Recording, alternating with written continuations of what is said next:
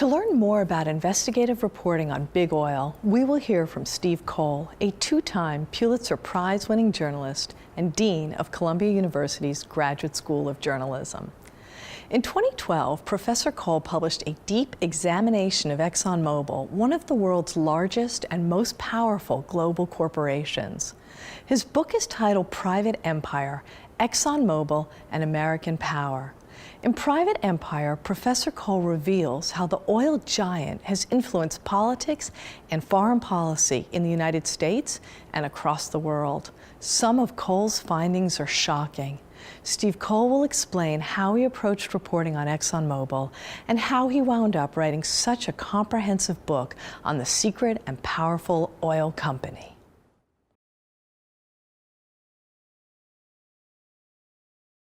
They were a very closed corporation.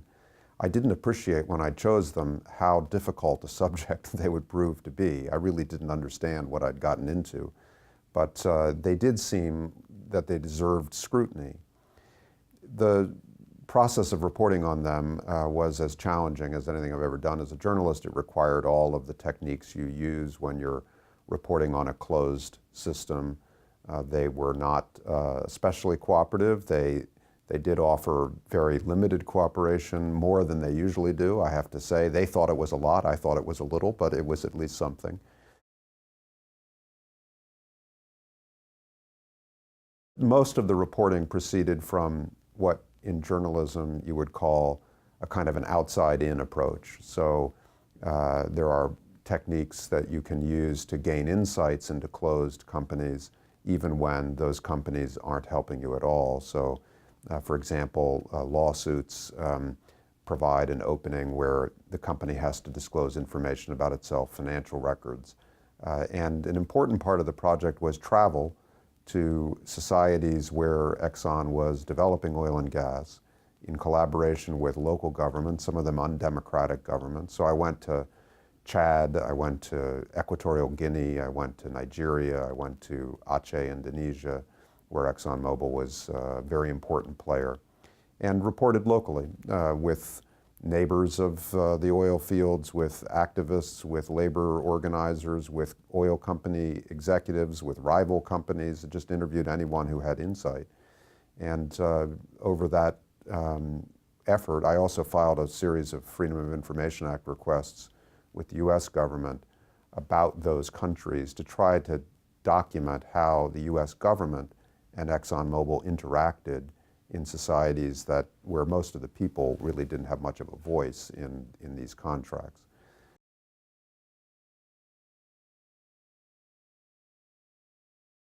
I think the most striking thing that emerged from the reporting that I really didn't appreciate fully when I started is the extent to which a corporation like ExxonMobil really sees itself as an independent, sovereign, almost a country of its own shape. That they are headquartered in the United States, but they don't really even see themselves as essentially American. They see themselves as global. Their workforce, 80,000 or so, is mostly outside the United States, mostly non-American nationals.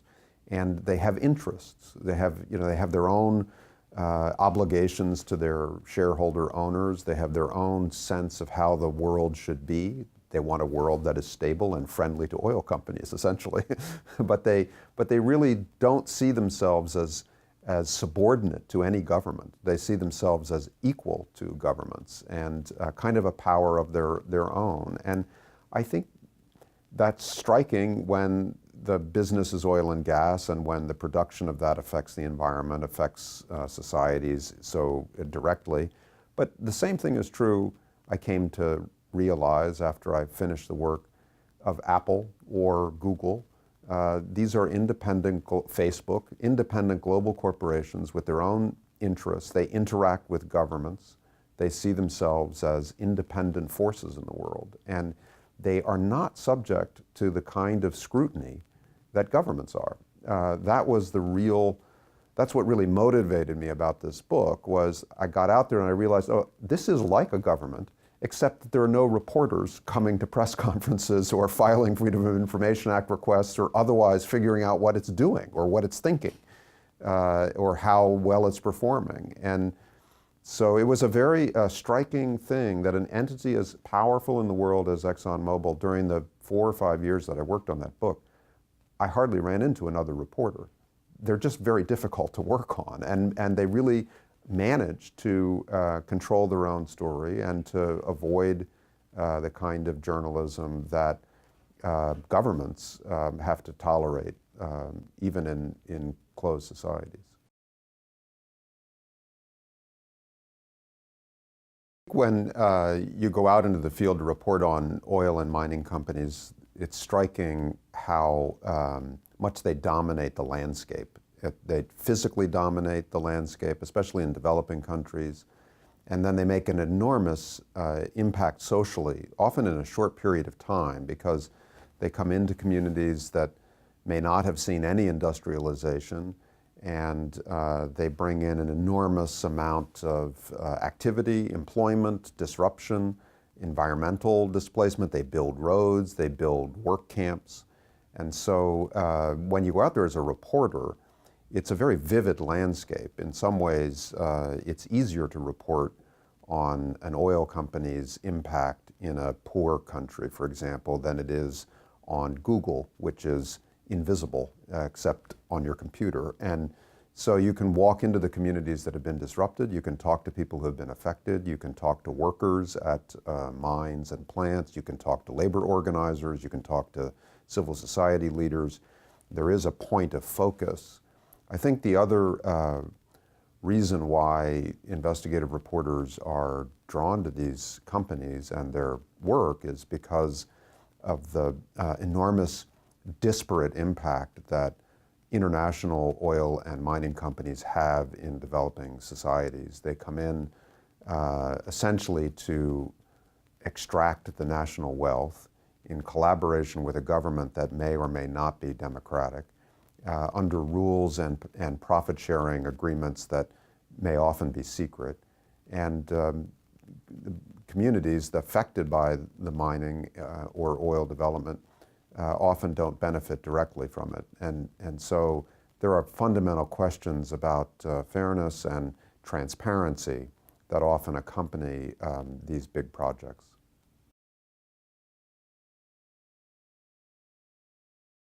Exxon has a reputation for being a very aggressive company with its critics. They are well-resourced. They have a record of pursuing litigation, to the last possible appeal because they can afford to do that. And so I was, as I got to know about them, I was cautious about my methodology to make sure that I fact-checked and double fact-checked and gave them every opportunity to cooperate with my work so that if they did challenge it, that I would have a record of good care and good professional practice. So I think I certainly was alert in a way that I might not have been if my subject didn't have the kind of track record they had. Now, I didn't come under particular attack by ExxonMobil while I was working on the book. I certainly felt that they were monitoring my work. I made them aware of it, and I know they were paying attention to it.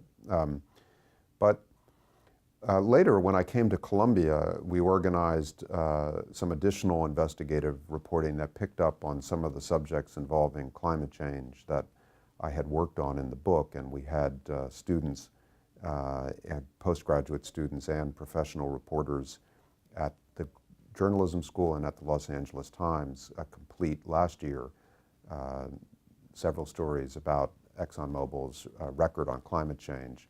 And they were furious about that work, and they actually sent a letter to the Board of Trustees of Columbia University in protest about it. And so we've ended up in a more public conflict around that work. Fortunately, Columbia stood firm and asked me to investigate ExxonMobil's complaints, and then I issued a public letter of reply that has at least temporarily settled things down. But my experience of ExxonMobil as a reporter is that they're always there, and they have a history of very aggressively protecting what they think of as their interests.